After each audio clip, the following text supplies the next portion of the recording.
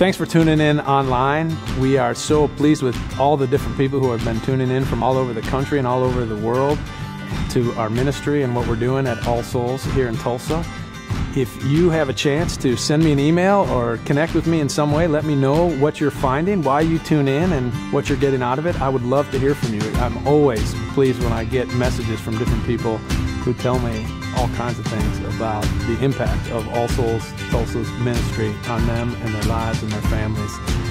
And if you get a chance to make a gift to support this ministry, to become a partner, we would love to partner with you and have you be a friend of the church and somebody who is actually supporting us to create this congregation and the world that we're trying to create together. You can be a part of it, and every gift of every amount makes a difference. We really appreciate your support.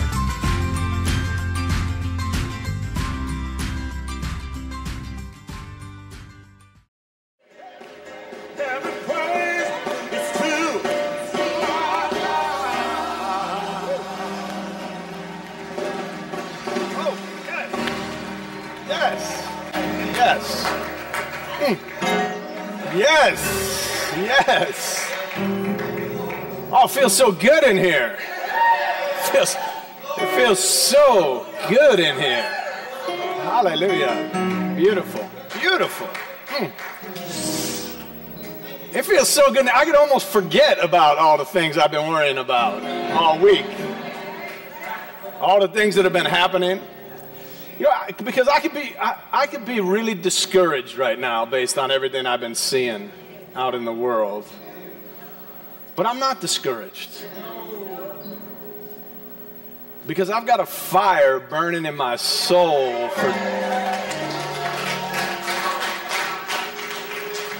and it's a fire for God, but it's also a fire for justice. Because we love God by loving our fellow human beings. Now, it wasn't always this way for me. But as I said last week, hope is often found at the edge of despair. So I've mentioned many times before to this congregation at different moments that back when I was in my teenage years that I wrestled for a time with drugs and with addiction. So I've talked about that before, how I spent many years in what I now would call a white fog. It's a condition that is all too common among suburban American kids. This fog is like a smoldering fire. It's a kind of fire that it's sort of a low heat fire. So it creates a lot of smoke, not a lot of flame. Michael Mead, who works with a lot of young people, he works with a lot of youth from around the country, some who are getting out of gangs, in gangs, out of prison, in prison. And he talks about this. He talks about how in the suburban America, we have a lot of young people who their lives they're kind of bored. They get into drugs and they get into all this stuff, and mostly because they're just bored. They're just not particularly happy or connected. And then he talks about the youth that he works with who are in inner city situations where there's lots of violence or there's lots of crime and there's lots of struggle. And he says in those situations, it's not a white fog, it's like a red hot heat and fire that gets young people involved in some of this trouble and some drugs and things like that. And what he likes to do is bring together the youth from the suburbs and the youth from the inner cities. And he says that some of that heat from the urban youth starts to burn away some of the fog from some of the suburban youth, and some of that fog starts to cool down and help cool down some of that red hot heat that comes from the environment where there's lots of violence. But in one case or another, there's a lot of young people in this country who are doing drugs, looking for ways to escape. There's something that they can tell is not right about our world. It's not right about our culture, but they don't know what. They can't quite put their finger on it. Now, in my case, I was one of those suburban kids. I was filled with some existential angst about my place in all of this society. There was something about my own mostly white suburban upbringing that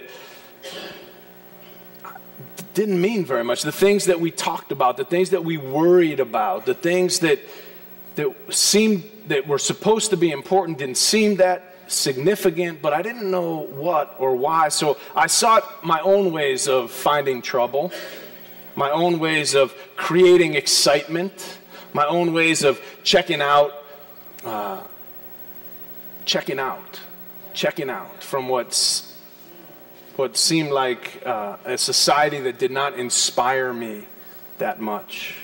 Now, I was lucky in my case because I was, in my family growing up, it was always about going off to school, going off to college. So I went off to college initially. I didn't know why I was going or what I was going for, but that was just what I was supposed to do. And then in my junior year of college, I had an opportunity to go on an abroad program, which was on a ship. Some of you have heard me talk about this before. On a ship with 400 other students that sailed around the world, 19 professors, 400 students, and we took classes on the ship as we crossed the Atlantic and crossed through the different places. And then when we'd stop in different ports, we would learn. We'd do experiential learning in places like Yugoslavia and Turkey and Egypt and China and Taiwan and Japan and places, India and places like that. So as I traveled to these different countries, my eyes started to open up and I gained a much broader understanding of what the world was about and what it means to be human, what it means to be alive on this earth at this time. Now on that trip, it hit me over the head like a 2x4 that having been born in the late 20th century in the United States, especially being male, being straight, being white, being able-bodied, having an opportunity for higher education, all of those things gave me an entree to power and to influence whether I wanted it or not. Now that's a sobering moment when you realize that you have the ability to make a difference and now you have to make a choice. The truth is that I was confronted on that trip with the fact that the world is filled with incredible, incredible beauty and with a lot of serious inequality and pain. And I could use what I knew, what I'd experienced, who I was, what I was learning, in order to work and act to reinforce the status quo of the way that the world is, culturally, economically, and socially. And honestly, it is a status quo which allows a person like me to benefit disproportionately of the beauty in the world. Right? But I had to ask myself, is that what God created me to do? I had to challenge myself. Is the purpose of my life going to be about me? And as an extension of me, my family and my close and immediate friends? Or is the purpose of my life going to be about something much larger than myself and something more lasting?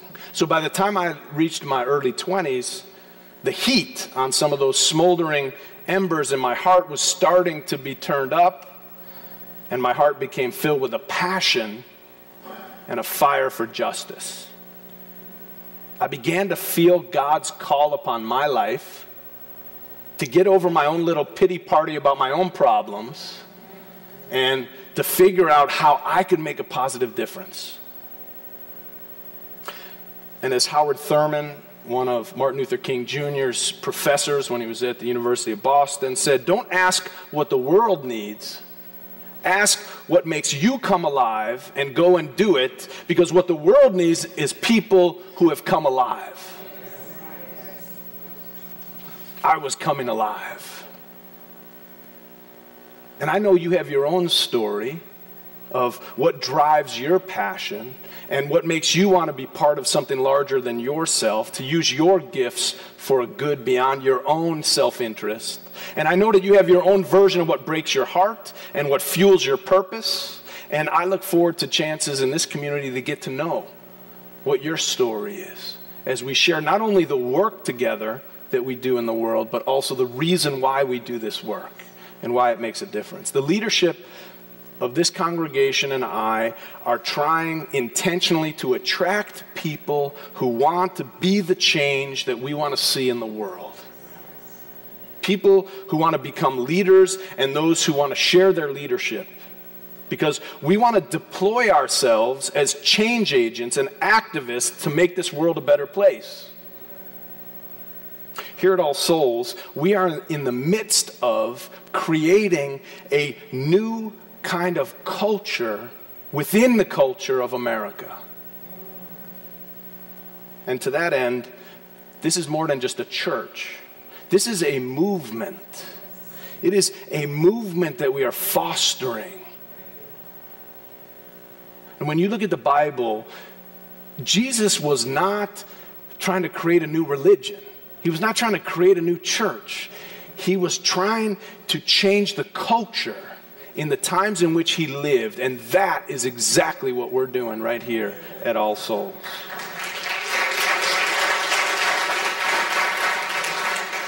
So what kind of culture is it, though, that we envision for this world and for ourselves and for our children and for future generations? Here at All Souls, we are working to create a culture in which everyone has a valued place at the table.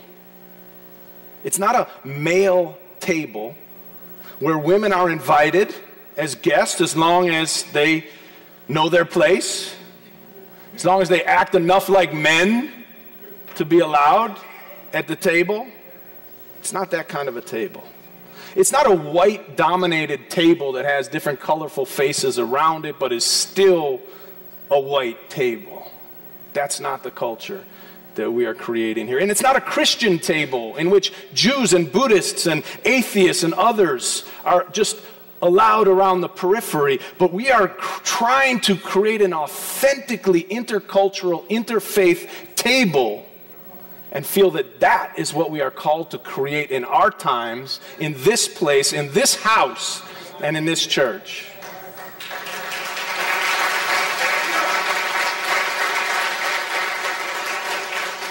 And it's not just a rich person's table, and it's not just a formally educated person's table, and it's not an older person's table or a young person's table. It is everybody's table. It's not a straight person's table in which we benevolently welcome gay and lesbian, bisexual, and transgender people to come as long as they behave themselves. This is a table that accepts the full breadth of our humanity and of human sexuality. It is not a table that requires anyone to have any particular papers or credentials or government-issued IDs in order to have an honored place. Amen? All right. And I hope it won't be long before it's not even mostly an English speaker's table, but could and should become a United Nations of languages.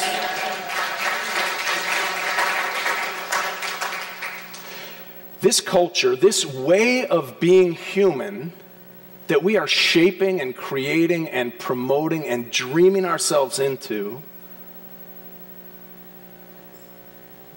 with our lives, with our resources, is one that says all life matters, not just human life. It's one that says sexuality is considered sacred, so it's not something that we avoid talking about, it's not something that we abuse, and it's not something that we think people need to be shamed about. Race matters, so we don't shy away from the important discussions that still need to happen about how racialized this society still is and how it is destroying all of us. It's a culture in which money is seen as a tool for living a life of meaning and not an end in itself. It's a culture in which discussions about immigrants and the incarcerated and the poor are not bolstered by slogans and superficial sound bites. And that means that the discussions and the sermons that we have here on these issues lead to real action. Otherwise, there's no point. It's a culture in which science is a central foundation, in which spirituality is a personal choice, and in which public service is expected. It's a culture in which religion is primarily focused on this world Now, if you're anything like me, you do not want to be part of a religion that is trying to frighten people and scare people about some hell in the next life. Nor one that's greatest promise to people is a heaven in the next life with streets paved with gold. I want a religion that focuses on the real hells that we can see every day right here, like hunger. We have hells all around us: hunger and homelessness, domestic abuse and addiction, oppression, violence, and more. That's the focus of a modern religion.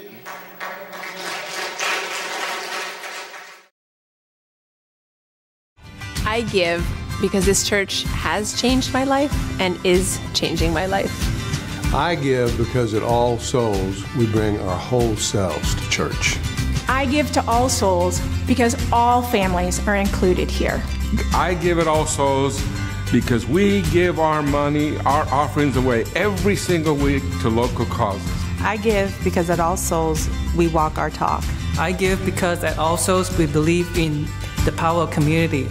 And I believe with that, we can achieve social justice and inclusiveness.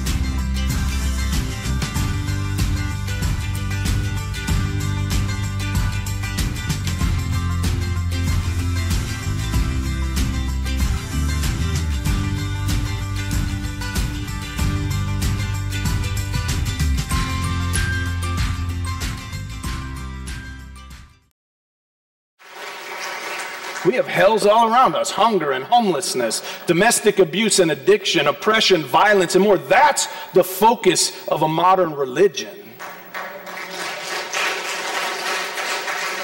These are the true living hells that we see with our eyes every day. That's the focus of a true religion today. As far as I'm concerned, you can have your streets paved with gold in the future. I'd be glad to have basic transportation for all right now, right here.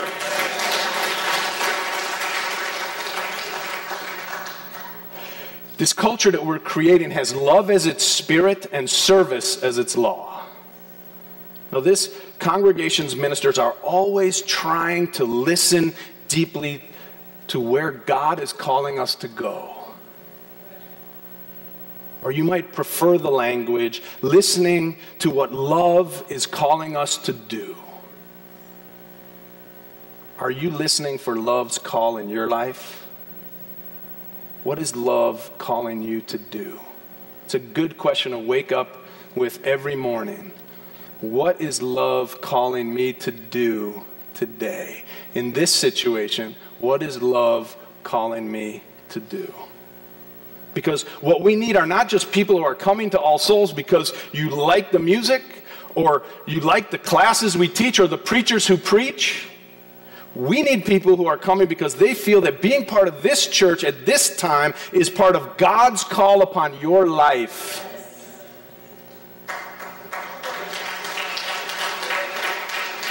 However you define God, however you understand the greatest and ultimate purpose, that's what we need. We need people who are here who believe that here you are learning how to love and what love is and the power that you have to be a vessel of love in the world and in your life and to the people around you. Now, I want to share with you some things that we have been doing to make a difference in our community recently, and I'm sharing these not because I think we need to pat ourselves on the back about any of this stuff. I'm sharing this because I think we can do 10 times as much, and I believe that this community and this world needs us to do 10, 20, 30 times as much as we're already doing. And I want to enlist your help and your support for us to create an exponential leap in the impact of this church and its values and this idea and understanding of what human community can be on the world around us. So let me just start by telling you a story about our partner church and our community resource bank here at All Souls, working together now with the Food Bank of Eastern Oklahoma. We're now serving 3 meals a month, one in each of our partner schools. A dinner each month for families. At the November meal at Gilcrease Middle School, the night we served the dinner, it was really cold outside. Remember how we had some really cold days and nights in November. Many of these families walk because they don't have any other form of transportation. One mom walked in with 6 kids, ages between 5 and 12. Their clothes were dirty because their water had been cut off a week ago. And they ate dinner. And thanks to the Community Resource Bank, they were offered 3 bags of groceries, each family 3 bags of groceries to take with them home. The mother took the 3 bags. She asked for some additional sacks, and she distributed the food into all the different bags, gave a couple to each of the kids so that they could carry them home. The principal explained that they walk about 1.5 miles to get there. It was dark and it was cold. But on that night, that family had fellowship with other families and with us. There was no judgment, and they were able to meet with the principals and eat and meet with the principals and the teachers, and they recognized that folks are interested in them and their life and what's happening with them and their children. And they were interested in us. Part of these dinners is an opportunity for the teachers to meet the parents, because the traditional parent-teacher night was not working out really well. When you have 6 kids and all this going on, it's not always easy to get to those. And we also know that parents' involvement in the education of their children is a key indicator to the success of those children academically and in life. So this kind of direct service work that we're doing in the schools, including our Reading Buddies program and the camp that we create in the summer and the soccer clubs and more, are allowing more and more of us to see what's really going on in this city. It's so easy to get caught up in our own little circle and our own little life and not realize how it is for so many people around us. And then these conversations and these relationships that we're having with people and who we're meeting and who are becoming our neighbors, really becoming our neighbors, we're taking action together with them to create systemic change in our society as well. So I recently, in recent years, we've noticed that the Hispanic population, for example, in our partner schools has been growing just in leaps and bounds. And the school was having a lot of trouble with attendance and also with performance of these newcomers to our community. So when, with the advocacy and the networking of a member of our church, Nancy McDonald, who you may know, we started soccer teams in the schools that we are a part of. And this quickly changed the dynamics. All of a sudden, kids could not play if they miss classes, kids cannot play if their grades are not good, and kids cannot play if they have any disciplinary issues at all in school. And in no time, school engagement by these children and their families skyrocketed. We started with 1 school a couple of years ago. Last year we had 5 schools. We now have 9 schools signed up, and there are 2 to 3 teams per school. 1,200 students are now playing soccer and are engaged in the classroom in new ways because of it.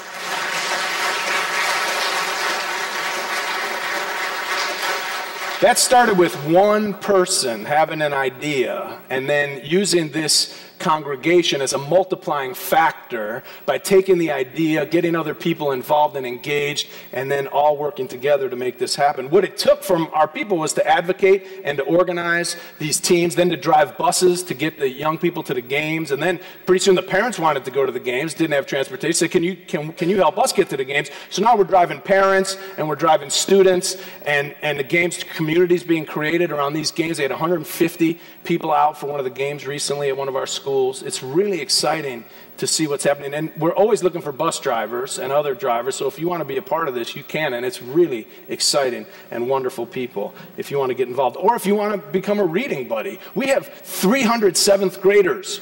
300 7th graders in one of our partner schools in McLean that need reading buddies. You might need a reading buddy too. Everybody who's doing that program is deeply impacted by the relationships that they have. So we're changing the future for these children, and we're also building meaningful relationships for ourselves at the same time. Now, these days when Joe Nuri, one of our members, goes to the Day Center for the Homeless, he brings the food after these dinners at the schools. Whatever's left over, he brings it over to the Day Center. Now, whenever he shows up, they know him by name and by face, and they always announce loudly, "All Souls is here!" And they all come in, and people are happy to eat a little extra before the night is over. All Souls volunteers, you may not know this, are distributing 2 tons of food a month in this community. And that doesn't even begin to solve the problem that we have. I spoke with Riley Kern and his partner Laurel. I love this program that they're doing. They head up our prison ministry and our jail ministry. And I was talking to Riley, and I realized that one of the ways that you can tell if an organization's work is really authentic and really valuable is by looking at who's attracted to doing the work. Something that is inspiring to me is that one of the co-chairs, Laurel, spent time in prison herself. So this is someone who had to fight her way through this system, and it has given her the motivation and the insight about how to make a difference. So she's recently graduated from the University of Tulsa Law School, and she just passed the Oklahoma bar last month. Right? And I can tell you that if she thought that we were not genuine or that our work was not impactful, that Laurel would not be wasting her time, because she's going to go where the impact is. And Riley tells me of these two guys who were in his world religions class. This world religions class was started by Randy Lewis before he left, and Riley. And they've been teaching it. Over 70 or 90 folks in the jail have been through this six-week world religions class. He was saying that just recently he had one Muslim who was in the class. It was the first Muslim that came into one of these classes, and then a very staunch evangelical Christian who was in the class. He said it was like a standoff. You could just see in their faces, their body language, you know, everything. That class one, there was sort of a lot of skepticism about each other. But after 6 weeks in this class, these two were leading conversations together on the pods about spiritual experience, and they were starting to stick up for one another. You know, it happened to be Ramadan right then, and so some of the other folks in the jail were teasing this Muslim about why he was fasting, and they were giving him a hard time, and this other young gentleman, Christian gentleman, stood up for him. And that's the kind of relationships that's being created by this class. I don't know any other class like that in the jails about world religions happening anywhere in this country. And it's just one of the stories of this incredible class, how religious difference went from being a point of confrontation to these two becoming friends. At first, it was their differences that separated them, but now it's their differences that have become a central part of their connection. That is an example of what All Souls and our vision is capable of doing. Now, we have another program that teaches poetry and rap in the jail that we do with some of the poets who've come here to share their poetry at our church as well. And all the while that we're building these relationships and doing the direct service, we're always also doing work on the advocacy level. So Laurel and others on her team were meeting last month with the Oklahoma Policy Institute. They went to Oklahoma City to discuss with our legislatures why Oklahoma incarcerates more women than any other state in the United States. And through working with the Mayor's Commission on the status of women, Laurel has learned that the commission cannot advocate for any change. All they can do is raise the issues, but we can advocate, and we are. So I could go on and on about our two House committees that have built or restored that build or restore homes every week in this community. They've built or rebuilt over 150 homes already. Now these are, isn't that amazing? Yeah, we can applaud them. These are homes where the roof is leaking, where the plumbing often doesn't work, where there's sometimes chickens running around in the kitchen and there's wind blowing through cracks in the walls. People are living like this all over this city, and the conditions we often find folks in are almost inhumane, and yet the owners don't have the resources to repair the homes, and yet they can't afford to lose them. And so these teams from All Souls show up like angels from on high, but with hammers and paint scrapers instead of wings. We are seeing people coming together here at this church with our green team and the meetings that we're having around the environment from all different churches and religious groups around the community who are starting to see that this is a place to come if you want to take action and have serious conversations about the environment and what we can do about it. So last summer, you may remember a French film crew came here. They were shooting a documentary for the television in France, in Paris, about America and the environmental issues, and they were really intrigued by a church in Oklahoma that was taking the environment seriously. But instead of telling you about 100 or more other things that I could tell you that have been going on here, I want to charge you to help us to multiply this impact by 10 in the coming years. If you believe in this vision and you want to be part of making it a reality, then help us to attract others who are interested in this, what we're talking about in 2015. Get involved and share your gifts of time, talent, and treasure in whatever ways you can. If you haven't filled out a pledge card, you've heard Tamara talking about that, and we saw the video. We're going to be voting next week on a budget for 2015. It's pretty exciting. It's got a lot of great things going on. We want to do a lot, and we need your help, and we need your participation. And even those who are watching us online, there's a spot where you can click right below where you're watching to make a gift to All Souls or to pledge for 2015. We need everybody's support to make this happen. Some people think because we give away the plate, we give away over $100,000, sometimes up to $150,000 or more to others in the community every Sunday with our offering. We don't give that much away every Sunday, that'd be nice. But every year through our collection, that we don't need money to run the church, but of course we do. We need quite a lot to provide this kind of music and this kind of space and keep the building up. So please do your part if you believe in what we're doing. Because I want us to increase our impact locally, nationally, and internationally in the next few years in a way that we haven't seen before. The question I have for you is, are you in? Are you at the table? Will you help pour fuel on the fire of this vision, of this inclusive culture? People coming together to share our lives and to work for justice. Listen deeply to what love, listen deeply to what God is calling you to do with your life. And if All Souls is a part of it, then support it and do your part. And let's make 2015 the best year of our lives. Now, I'm fired up. Are you fired up?